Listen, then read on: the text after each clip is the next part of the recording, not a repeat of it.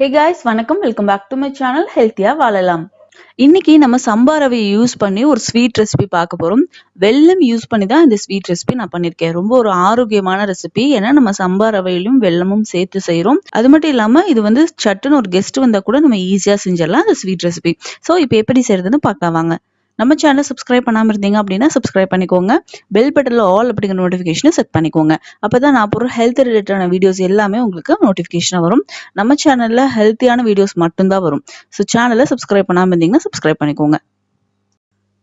இப்போ இந்த sweet recipe செய்யறதுக்கு நான் ஸ்டவ் ஆன் பண்ணிட்டு ஒரு பேன் வச்சிருக்கேன்.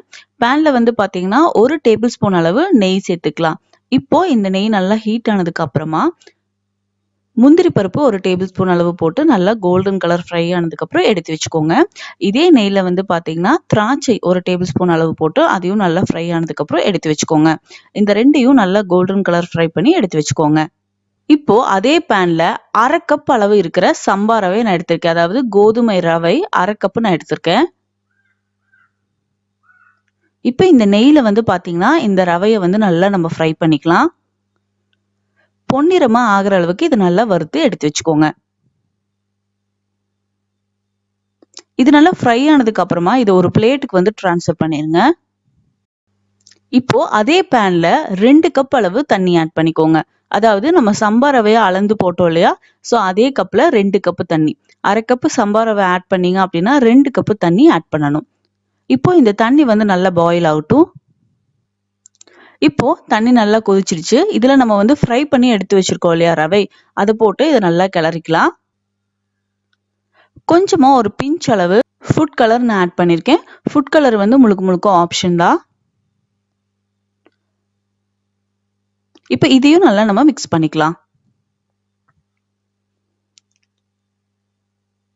இப்ப தண்ணி எல்லாம் நல்லா சுண்டுனதுக்கு அப்புறமா இதுல வந்து பாத்தீங்கன்னா நான் 3/4 கப் வெல்லம் ஆட் பண்ண போறேன். ரொம்ப ஸ்வீட்டா இருக்கும்னு நினைச்சீங்கன்னா 1/2 கப் ரவைக்கு 1/2 கப் வெல்லம் ஆட் பண்ணிக்கலாம். அதுக்கும் கம்மியா வெல்லம் ஆட் பண்ணாதீங்க. இனிப்பு சுவை ரொம்ப கம்மியாயிரும். அதனால 1/2 கப் ரவைக்கு 3/4 கப் வெல்லம் எடுத்துக்கோங்க. இப்போ இந்த வெல்லத்துல இருந்து வந்து பாத்தீங்கன்னா நமக்கு நல்லா தண்ணீர் விடும். அதனால நீங்க திருப்பி தண்ணீர் ஆட் பண்ண வேண்டாம். ஸ்லோ ஃப்ளேம்ல வச்சுட்டு நல்லா நம்ம கிளறி விடலாம். இப்போ இது நல்லா சுண்டிடுச்சு. நெய்யெல்லாம் வெளியே வர ஆரம்பிச்சிருச்சு. இந்த ஸ்டேஜ்ல கொஞ்சமா ஏலக்காய் தூள் நம்ம தூவிக்கலாம். அதுக்கப்புறமா நம்ம ஆல்ரெடி நெய்ல வறுத்து வச்சிருக்கோம் இல்லையா முந்திரி திராட்சை, அதையும் இது கூட நம்ம ஆட் பண்ணிக்கலாம். இப்போ இன்னொரு டேபிள் ஸ்பூன் அளவு நெய் இது கூட நான் ஆட் பண்ணிக்கிறேன். இப்போ இது எல்லாத்தையும் நல்லா நம்ம மிக்ஸ் பண்ணிக்கலாம்.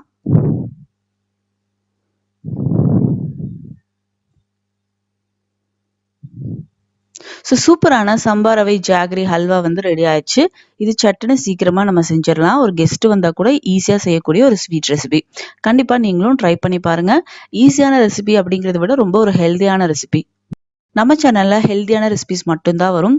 நம்ம சேனலை தொடர்ந்து பாக்குறவங்களுக்கு தெரியும், ஒயிட் சுகரும் மைதாவும் யூஸ் பண்ணி எந்த வீடியோவும் வராது. மேலும் ஒரு ஆரோக்கியமான வீடியோவோட நான் உங்களை சந்திக்கிறேன். கண்டிப்பா அந்த ஸ்வீட் ரெசிபியை நீங்க ட்ரை பண்ணி பாருங்க.